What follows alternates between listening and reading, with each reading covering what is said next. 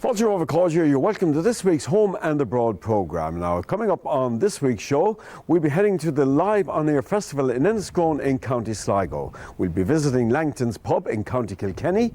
Alan will have some more mindset tips for us. And don't forget, after the break, Martin Logan will be out and about with the Irish community in the UK. But first, I'm off to visit Jerry McHale, who has built up quite an international business from his home in Belcarra in County Mayo.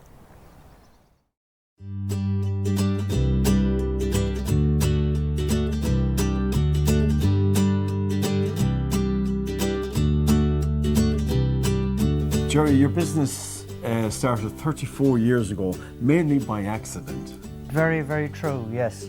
I bought a very big speedboat belonging to a gentleman in Castlebar, and I decided that I was going to have a good time, and I was into rallying at the time as well.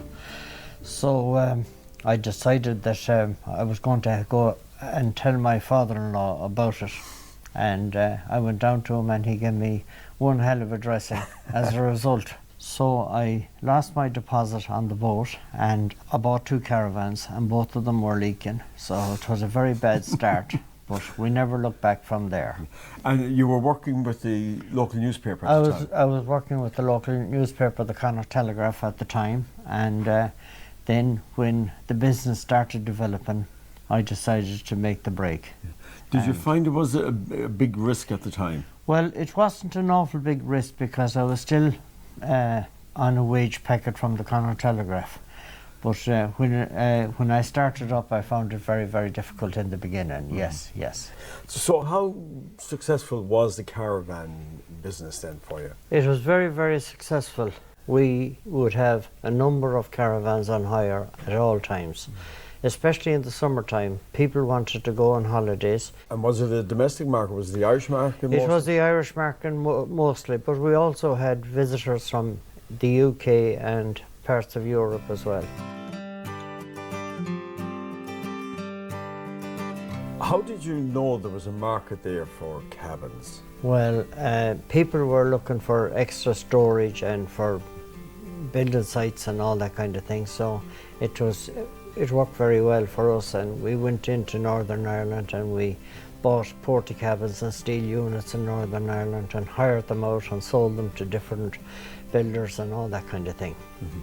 And how big is that market now, a part of your business? Well, it's very, very big. We'd have 180 units on hire at the moment now, and it's beginning to pick up again because we're all over Ireland at this stage.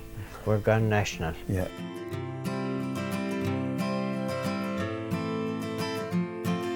So from that then, your caravans were up and running, your porter cabins were doing well, so you decided to expand even further into the marine business. That's right, yeah. So we started off in a very small way by buying a few boats, and then we progressed into all the different kayaks and canoes, wetsuits, dry suits, everything that's needed for water. We supply it here. And it was a natural progression to move into the marine side of things. And coming from a small little village on the outskirts of Castlebar called Ross, we were reared beside the Lough Conn and Lough Cullen, so it was a natural progression to go into the marine side of things. Yeah. And you have an exclusive brand in that market as well. That's right, yeah. We've just got an agency for the Whaley boat. It's manufactured in the Netherlands in Europe, and it's an indestructible boat, and it's used for rescue, and it's also used for everyday fishing and people repairing bridges and everything. It's indestructible really. It's 10 mil thick, and it also has a collapsible front on it for rescuing people. Mm-hmm. So it's very, very good, and we have the agency for the 26 counties for that. And you have a lot of contacts with the civil defence and the various state agencies in this? Yes, we do a lot of work with the OPW and the state agencies all over the place. Mayo County Council, Roscommon County Council and all those councils. We also are supplying the whole of Ireland with these boats, and it's going very well for us.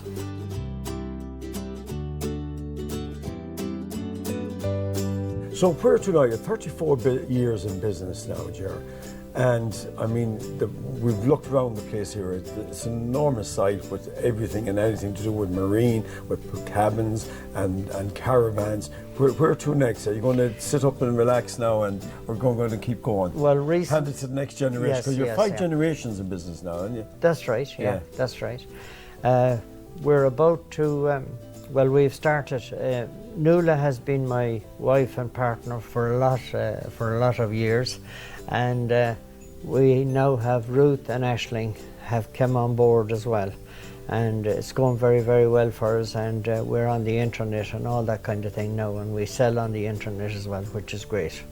And if people want to get in touch with you, then, Ger, all they have to do is look up our website, and you can buy directly from the website, or they can call here and fit on as much stuff as they like, and we look after them.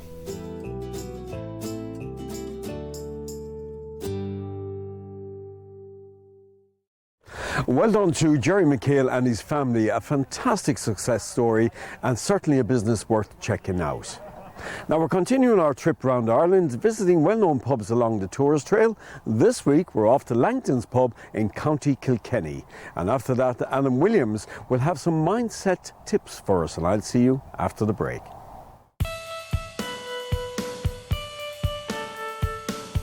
It was my grandmother's parents, the O'Connors from Carlow, who came into John Street in Kilkenny and purchased the bar and began the journey we're on now.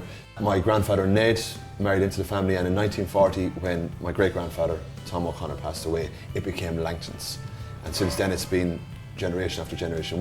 Myself and my siblings will be the fourth generation in the premises. So it's very much a family effort, absolutely.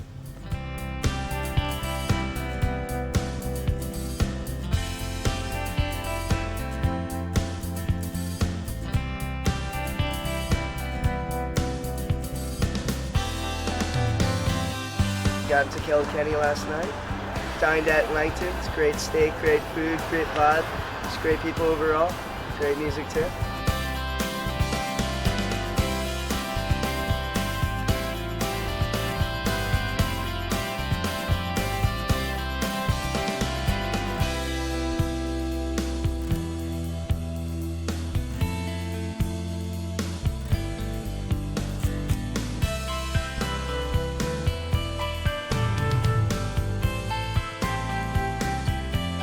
Look, Kilkenny's been great to us over the years. It's been a great place to do business, and even in these difficult periods and difficult times, we've been very, very lucky to be in a city like Kilkenny. It's vibrant, it's got great tourism, it's got great art scene, and so to be part of this community, it's very, very important to us.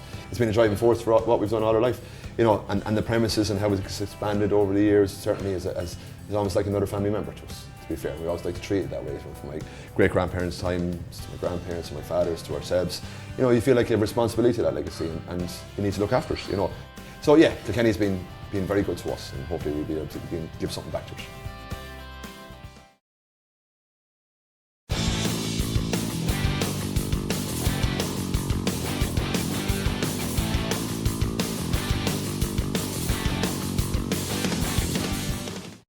Hi folks, on today's show I'm going to talk a little bit about mindset. With a lot of the clients I meet, I find they're looking for the quickest results in the shortest amount of time possible. And until that mindset changes, you're never going to achieve long-term change, which is really what you want to be looking for. With your short-term quick fixes, you're probably thinking about a wedding coming up, or you're thinking about going on holidays, and really you need to be looking longer term than that. You need to be thinking about next Christmas, you need to be thinking about next summer, and about changing the way you live, rather than just about the wedding that's in 2 or 3 weeks' time. You can lose a lot of weight in a short amount of time, but what's going to happen is you're going to be working in a huge calorie deficit, which basically means you're not eating enough food. And if you're not eating enough food, your health is going to suffer. You're going to find probably your energy levels are low, you're probably going to feel dizzy, you're not going to get much from your training, you're going to struggle with it. You're also going to see things like poor hair, skin, nails, all that sort of thing is going to suffer as well. So what we need to do is think about the long term, because even with your short-term diets, yes, you're going to lose weight, but once you start eating properly again and you bring your calorie levels back up to normal, you're going to probably put on most of that weight again, and you're probably going to gain more with it. So for your own sake, you need to be thinking about the long term. Your metabolism is going to probably suffer as well if you're going on regular short diets. So with long-term change, what we want to think about is, can we look at some way to make this sustainable? And what we do to achieve that would be making small changes at a time rather than overhauling everything. Can we add in a few little maybe green veg? Can we look at reducing sugar? Can we look at getting to 2 litres of water a day? So it's about kind of adding in little things rather than overhauling everything. So with our short-term diets, if you're regularly going from one diet to another, you're actually going to do more harm than good, because you're slowing your metabolism, which in the long run is going to do you no favours at all. So I find a lot of the time, again, because people are in such a hurry for this quick results, they've no patience with things. So they might even decide, okay, this time I'm going to make a change. I'm going to try and do long term. But what they do is they say, in 2 weeks' time, I haven't seen results, it's not working, I'm going to try something else. So you need to be patient as well. You can't just jump from one program to another. You need to stick with it. You need hard work, because there's no substitute for hard work. Hard work is the key to it. You can do as much short-term diets as you want, you can look for as much quick solutions as you want, but until we actually decide we're going to put the work in, that's when the mindset shifts happens, and that's when we start making progress. So no replacement for hard work. Try and get that in, guys. That's the take-home message. It's patience, it's hard work, it's nothing else. Then we make it long-term, and then we start seeing results. The key to change is consistency with our training, consistency with our food over a period of time, not over a quick 2-3 weeks, all right? So think long-term, guys, and you'll reap the benefits of it.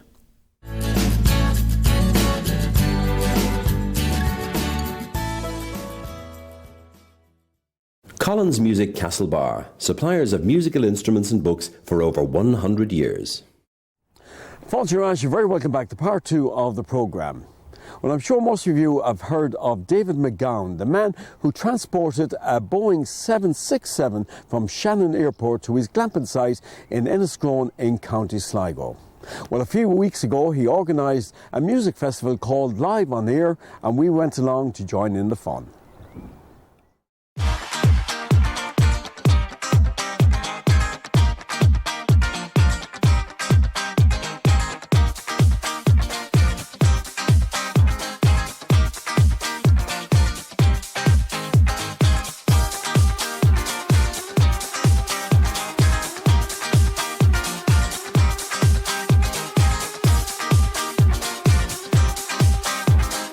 David, we're here in a very unusual green room. I've seen many green rooms at festivals, but this has to be one of the most original. Yeah, no, it's just about making a change and making it different. That's what it is. And these vehicles will probably end up in the Quirky Glamping.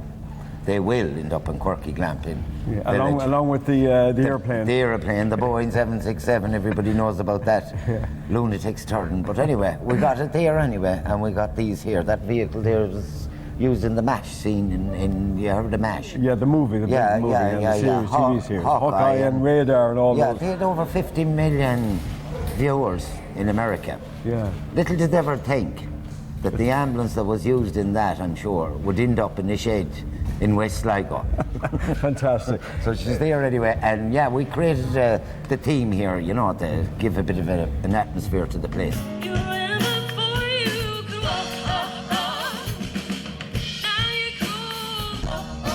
Now, the idea for this Live on the Air festival, how did you come up with this whole concept? Well, the whole concept of turning my site, moving the plane and everything like that, and the attention that I brought on this part of this island that I live on, that was part of the plan. But it needed something big, and the moving of the plane grabbed the imagination of everybody in Ireland and outside and beyond. So, I think over 200 million people viewed it over the 12 months, the social media and the TV, Sky News. Russian 24 is the equivalent of the Late Late in Ireland. The Ear, the documentary in November last year, 50 million people viewed it. So now with the planning and everything else, it's taken a little bit slower than I expected. So what do we do to keep the momentum going? There's no plane landing, so what we do is we have a music festival. I believe we have brilliant artists in this country, not just musicians now. There's people, there's actresses out there, there's stilt waters, there's fire eaters, there's guys that build, they're building a theme out there for me, Bui Bullock in Wexford. They do all the stuff in Dublin. I've asked them to build me something very positive, something big. But what it is to lift the imagination of people, get young people or elderly people thinking positive, thinking big, and pull it together with a group of the best artists on this island. Everybody that's playing here, all 70 artists, bands, are from Ireland.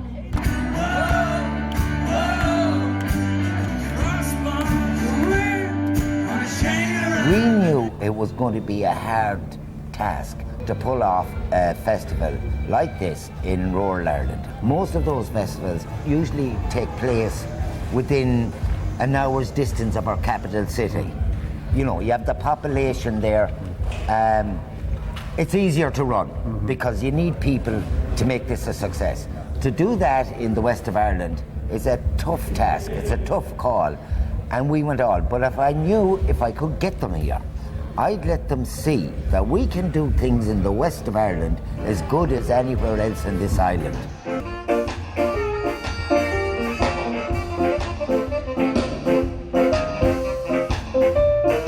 And you've brought a lot of the local groups on board to help you with the festival this weekend. Absolutely. Yeah.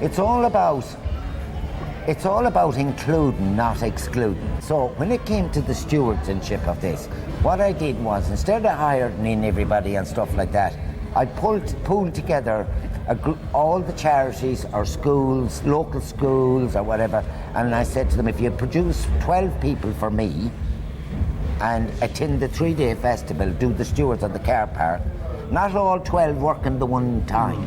Shifts 6 and and 6, so that'd be your gift, because I want them to enjoy the festival too. So everybody would get a wristband, and if they do at 12, does the 3 days, we will donate €1,000 to that school or charity that you're representing. So we have 3 charities out there. We have 2 schools and a football club. Fantastic. So that money will go into their little patch, and they'll get to enjoy the festival too. That's my way of doing it. Include, not exclude. And most of all is Modern Techno. This is very much a family affair, Bríd. It is, yes. So we have my father, David McGowan, my mother, Aileen Danaher McGowan, and my sister, Mary, and my other sister, Etna McGowan.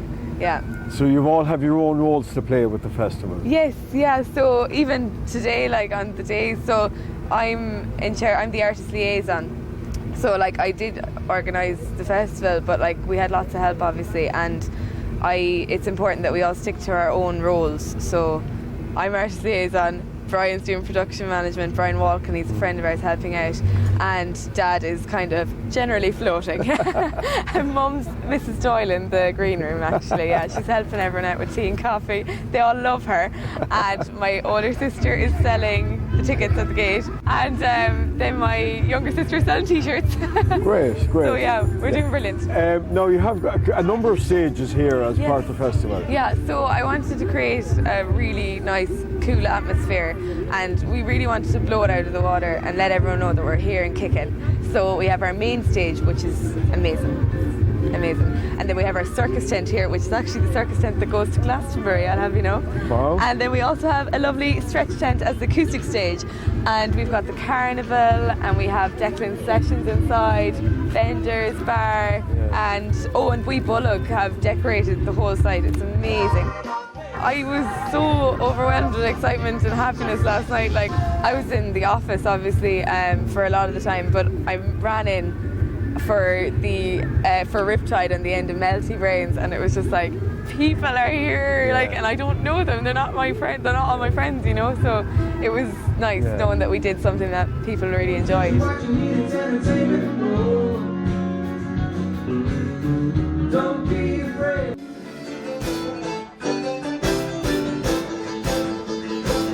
We knew Friday was a tough call. I knew coming into it, it was a tough call. On a Friday evening, a working day, come to the West End, we knew it was. But last night, I think we registered about 1,000 people in there. And I was happy. The lads were a little bit down, but I was happy. Like, people have said to me, there'll be nobody at this festival. And what are you doing that weekend? Like, could you not have got something in June? Or what about the bank holiday weekend the following week? Well, no. This weekend is the birthday of the plane. She was 29 years in service today. So we decided birthday for it. Yeah, but it's all about creating the crack and the scene. And again, bring attention to the West Do you know the one thing? I jumped into the van there yesterday when the crowds weren't going. But do you know what? I went up the town to have a look. And every shop, every pub, every restaurant, every ice cream shop, there was a truck outside loading stuff in. Yeah, it shows you that. That's what I mean. Yeah. And that I got a bigger kick out of that than standing in the rain here.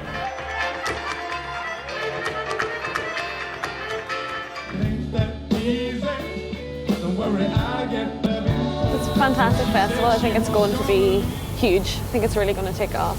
The layout and everything is here. It's all in place. It's going to be brilliant. Great village. And where's the band based? We're based in Cork, although obviously I'm not from Cork. I'm from Inishowen, Donegal. We have another Donegal man, a few Kilkenny guys. We're from all over the place. One Cork person keeping it level, that's it. And what kind of material do you perform?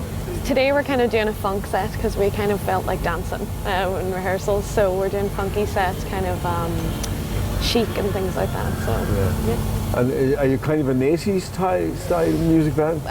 We're playing functions, so it always kind of ends up that you need to tailor towards whatever function that you're playing. So we're a rock band or a funk band primarily, yeah. Okay. And how many's in this group? Six piece, yeah. Right. So we have a trumpet as well, yeah. So your first reactions now to the Live on Air Festival when you came and see the setup here? Yeah. How does it compare to other venues that you've played? Oh, I mean, it was breathtaking when we walked in. We couldn't believe it. It just looks great. It's just a fantastic venue. We're really looking forward to the gig. I will keep no warning, no willing prayer that shakes the sky. It's my last love I'm calling. For it on the Bible, my daddy said choose the cold hand that gets me through the day. What we've demonstrated here, that field out there that we're using is belonged to the community council. It's now a valuable site. There's potential in that site. It can put, we had 250 people here working yesterday. They tell me with all the 43 businesses in Enniscone, there was a further 450 there. So there was 850 people getting paid in this area, in this village, in this town over the weekend. So that in itself is brilliant. And that's what lifts me and keeps me going. And it lifts the people, the young people in the town. Well, you're a great innovator, and you're probably the newest impresario we have now in the west of Ireland to get the whole festival and music scene going here now. Henry, it's all about getting people motivated, inspired, and dream big, think positive. Surround yourself with good people, and it's amazing what you can pull off. Well, the rain certainly didn't dampen the spirits there. A fantastic weekend was had by one and all. Well, it's almost time for me to go, but just remember, coming up after the break, Martin Logan will be out and about with the Irish community in the UK. And I'll be back with you at the same time next week. So until then, slán go fóill. Collins Music Castlebar, suppliers of musical instruments and books for over 100 years.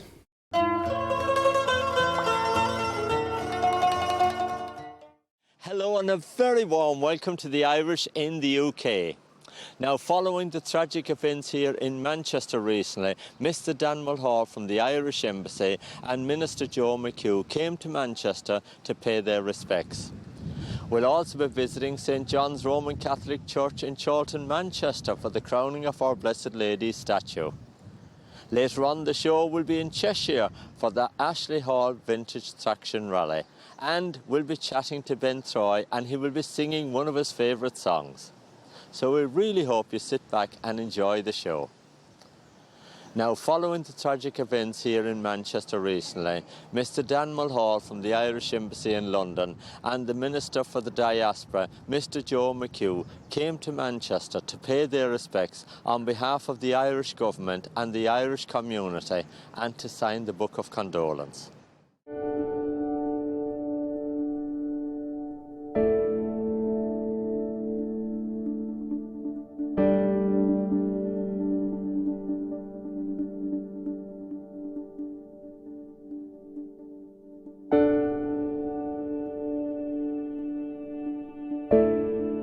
Minister, it's great to see you here in Manchester. Of course, a very, very sad time for Manchester people. Yeah, it's a sombre time. I had the chance to meet with the Mayor today and had a good chat with him. Met with a couple of the councillors as well and had a good chat with John Flanagan. And it's, you know, the embodiment of resilience is happening right here in Manchester, where people have come together against terrorism. They're united in grief, but they're also united in their attitude to combat this, and it's an admirable thing. And I'm absolutely honoured to be here on behalf of the Irish government to pay our respects and our condolences at this very difficult time. Yeah, and we saw you signing the Book of Condolence earlier on at the Town Hall. And of course, that's very important for our Irish community here in England to see our ministers coming along and paying their respects. Well, it is, and I know it's symbolic, but symbolism is important, and it symbolises the relationship. And you know, we've some upwards of 700,000 people who claim to be claim either born on the island of Ireland or claim to be of Irish descent, and that's very important. That population to the Irish government. We have it embedded in our constitution that the Irish abroad is part of our responsibility as a government, and will continue to do that. So the Irish have a long history globally in terms of our own emigration, and I think John Flanagan articulated that quite well when he was talking about our own difficulties in the early years in Britain and how we've come to be part of Britain, the building of Britain, and we're so lucky and fortunate that that relationship was so strong. The Queen came to Ireland in 2011 and that reflected a whole new chapter in British-Irish relations. President Higgins was here in 2014, and that was another opportunity to reach out to communities, first ever state visit, and that the relationship's embedded in a very, very strong history of cooperation, and I certainly, as a member of this government, will continue to pursue ways of growing that.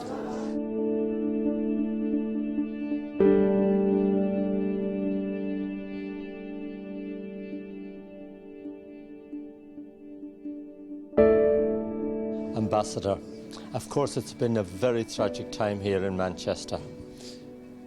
It has, and I wanted to come here to express the sorrow, the sense of grief that we feel in Ireland and within the Irish community here in Britain about the terrible events that occurred here on Monday evening. So I came here to sign the Book of Condolences and also to visit St Anne's Square and pay my respects to the victims there, and now to come to the Irish World Heritage Centre to meet some representatives of the Irish community in Manchester to get their sense of how this terrible tragedy has affected them. But I made the point earlier that no city or there's hardly any city in the world more Irish than Manchester. Outside of Ireland, places like Manchester are as Irish as you can get. And as a result, I think it's important for us to demonstrate our solidarity with Manchester at this time, at this difficult time in Manchester's history. It was very encouraging as well to see over the last 2 or 3, 4 days the amount of Irish people here in the Irish community that's been willing to help in so many different ways. Indeed, I understand that the centre here opened its doors and provided food and shelter for people who needed it in those first few days. So yes, the Irish community has rallied round. I met 4 councillors this morning with Irish connections, all of them, and that just illustrates the depth of Ireland's connection with Manchester. And Irish people feel very fondly about Manchester because they come here, apart from the ones who live here or are descended from Irish immigrants. Irish people come here for weekends, they come here for concerts sometimes, they come for football games, and they have a great sense of Manchester and a fondness for the city. So I think that this event probably affected Ireland more than anywhere else outside of Manchester, outside of Britain, because we really do feel very fondly about Manchester, and we always will. Of course, so many people have been affected by this tragedy. Looking at it in another way, it's probably going to bring the community together a bit closer now, because, you know, so many people are suffering with this, and we're all trying to take courage and help and support from each other. Well, I hope so. I think that will be the case, because I had a sense today of a city coming together in the face of its terrible grief. Of course, there's going to be more pain and sadness in the coming weeks as the funerals take place and as those who are injured and maimed come out of hospital. There'll be more stories of the dreadful experiences that people had and the losses people suffered. But I do hope, and I have been assured by the councillors I spoke to today, that there is a determination in Manchester for the city to stay together and to regard this as the work of deranged individuals with brutal ideologies, and not in any way representative of any community which they may happen to come from. The fact that somebody comes from a community doesn't make that community in any way culpable. People are responsible for their own deeds, and communities can't be held responsible and mustn't be held responsible for the deeds of individual members who happen to come from that community but who do these things for their own reasons, for their own brutal ideologies.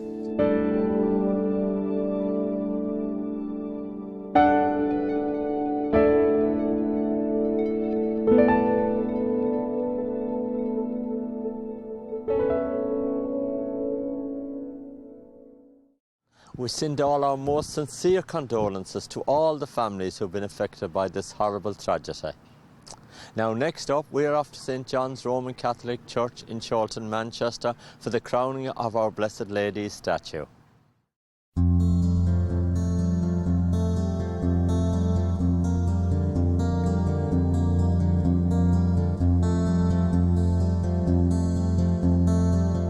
Father Mac, can you tell me what's happening here at St John's today?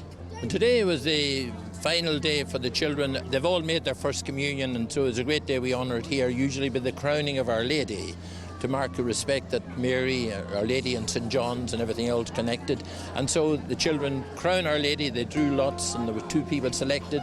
Crown Our Lady as a mark of honour to thank Mary for guiding them on their preparation for communion and to be with them thereafter, please God. And of course, May has always been noted as a special month to pray for peace in the world. Peace, indeed, and Mary has been renowned as the Queen of Peace, and we ask Mary in a very special way this month of May to give peace throughout the world, indeed peace in our hearts, and then it'll spread all over. And of course, when we were growing up in Ireland, May was always a great time for the family to gather round and say the rosary every night and so on. Yes, indeed. Sometimes some homes still have the rosary over here, indeed, and there's a great devotion to Mary in our schools, especially where they continue by saying the Angelus, which is a great reminder of what our faith is all about, and a great honour to Mary as well, who's the great. And of course, you've been honoured today because you've had the Mayor of Trafford here. The Mayor of Trafford, Judith Lloyd, has been here, and she's honoured us when she comes to Mass here, of course. Judith is very well known in the area, in the community. She's Mayor of Trafford, and she's finishing, as I said in my theme today, a lot of sadness and endings, but that she's gone out and give us a good example, please God. Will it be inspired by what she has done, yeah.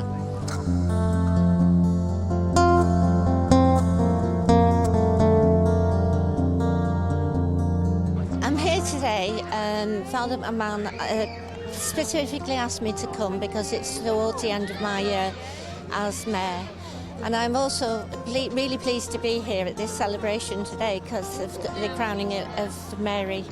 And I can remember all those hymns as well from my youth as well. I attend this church, but I have to say that Father McMahon has been my chaplain for the whole mayoral year, and he's done a fabulous job. I've been really well supported by him, and I'm absolutely delighted to be here this morning. Of course, your year as Mayor is drawing to a close now. What has it been like to be Mayor of Trafford for the year? It's been wonderful, and probably it's ceremonies like this that include children going to the school. Father McMahon actually held my civic service in St Teresa's School, and it was one of those where everybody came to me afterwards and said how wonderful it was. It's really nice being with children because they ask you the loveliest questions, and they ask if they can be photographed with you as well. Or they'll come up to you and say, you came to my school, and you know that's a pleasure. And I noticed that it's great for the congregation here as well and people in the community for the Mayor of Trafford to come out and meet the people and chat to them, because you got a great reception here today and people were queuing up to speak to you. Yeah. Yes, and that's what's nice about being here, because I feel very much part of this family, if you like. I do know some people here. I have known them for a while, and I'm really pleased that they've been so receptive, and as I say, it's just been wonderful, and chatting to the children as well. It's lovely, and they've done a good job today, haven't they? Yeah, well, I feel really proud because I'm also a governor of St Teresa's School, and so some of the children are here today. So it's been wonderful. Well, Madam Mayor, we wish you the very best of luck in the future. Okay, thank you very much indeed. It's been really nice to talk to you. Thank you.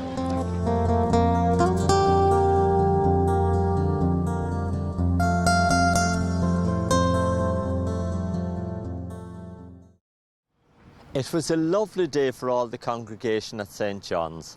Now we're going to take a very short break. Don't go away. Coming up in part 2, we'll be in Cheshire for the Vintage Traction Rally, and we'll be catching up with Ben Troy. See you soon.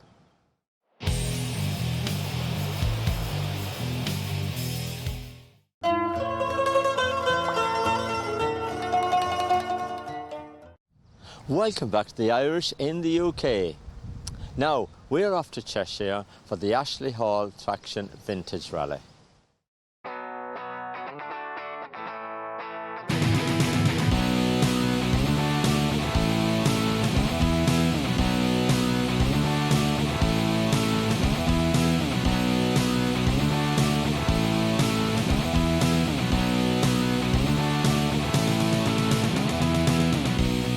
Bryn, tell me a little bit about Ashley Hall Traction Show.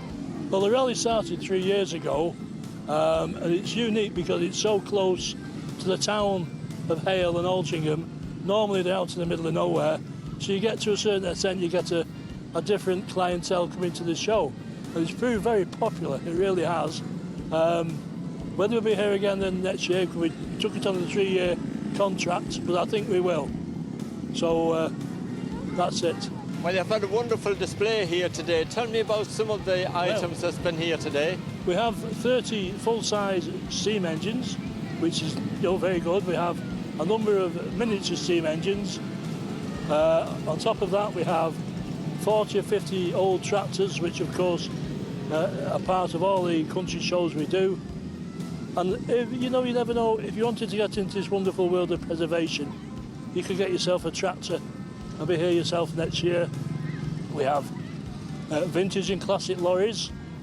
We have military vehicles and cars, classic and custom cars, all sorts of vehicles.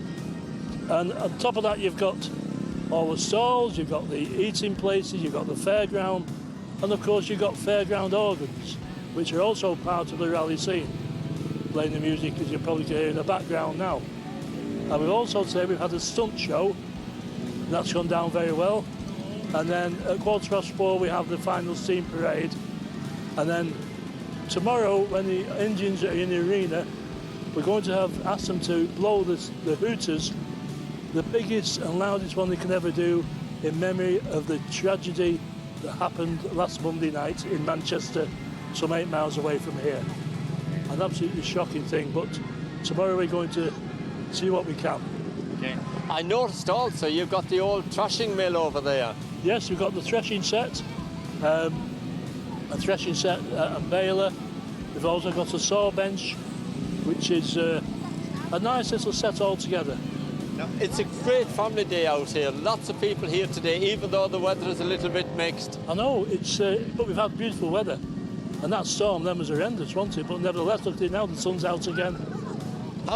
How much planning and preparation goes into something like this? Well, I only do the commentary at the events, but Richard Ashworth, who organised it takes him months and months to get it all together. It really is a magnificent feat, isn't it? It's good. It is. And I go from rally to rally doing the commentary, Yeah. And of course the vintage cars, there's a lot of people interested in them. Great deal. Lovely, isn't it? Lovely to see them. There's a very big interest in vintage cars for some reason, more so than all the others put together, Yeah.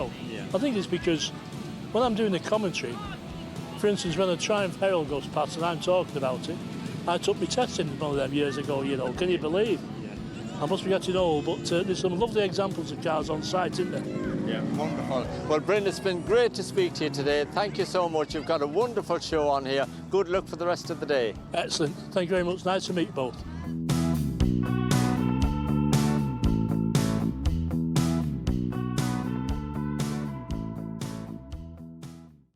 What a great display of vintage vehicles, and the show went on for 3 days. Now I'm off to meet Ben Troy.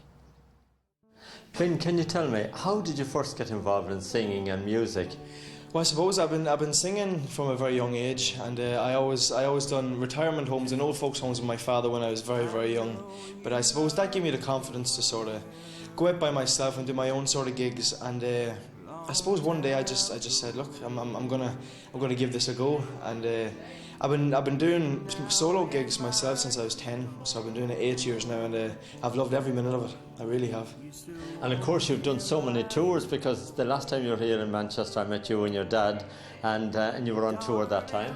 Yeah, that was the first UK tour we done with Derek Ryan, who is my mentor. And the first tour we done with Derek was it was April of 2016.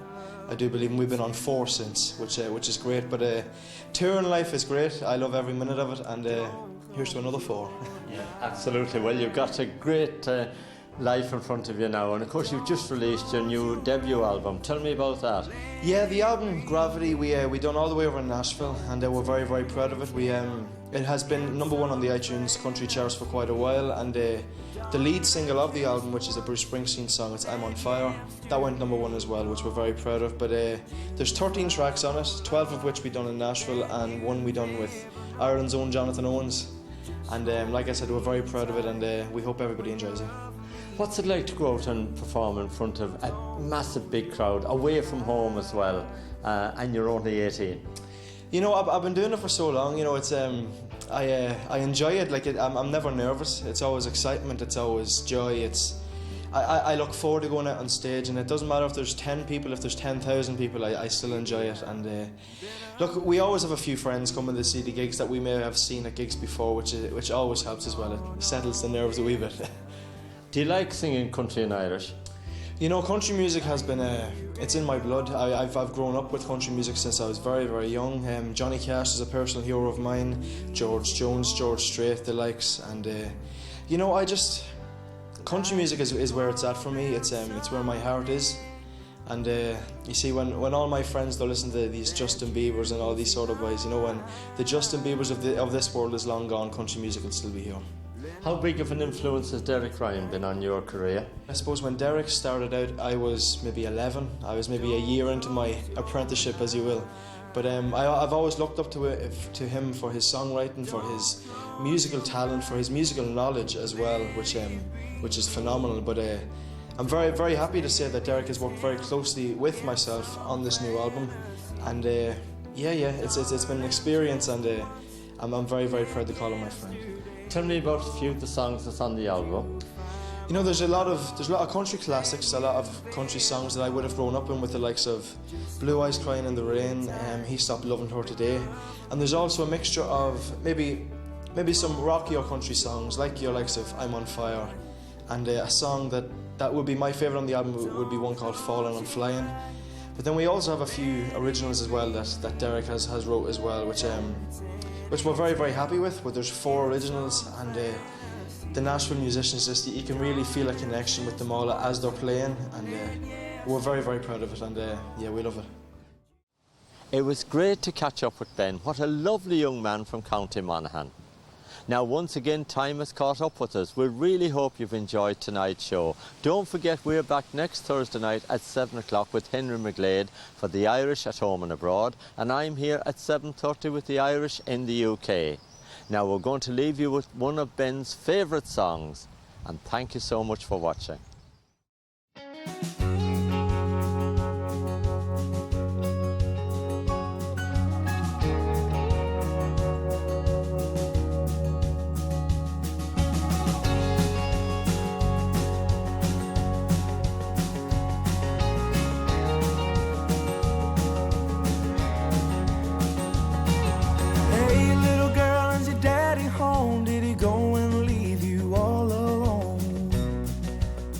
Got a bad desire. Oh, I'm on fire. Tell me now, baby, is he good to you? Can he do to you the things that I do? Oh, I can take you high. Oh,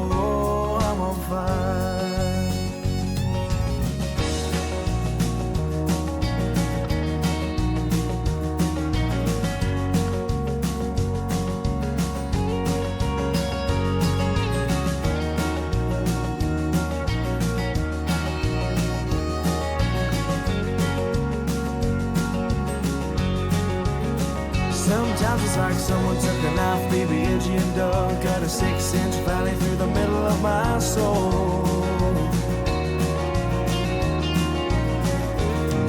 At night I wake up with the sheets soaking wet and a freight train running through the middle of my head. Only you can cool my desire.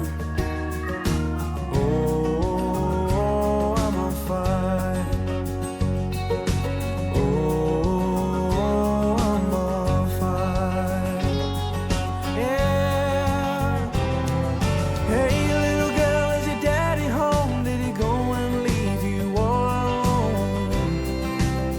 Got a bad desire. Oh, I'm on fire. Tell me now, baby, is it good to you? Can he do the things that I do? Oh, I can take you high.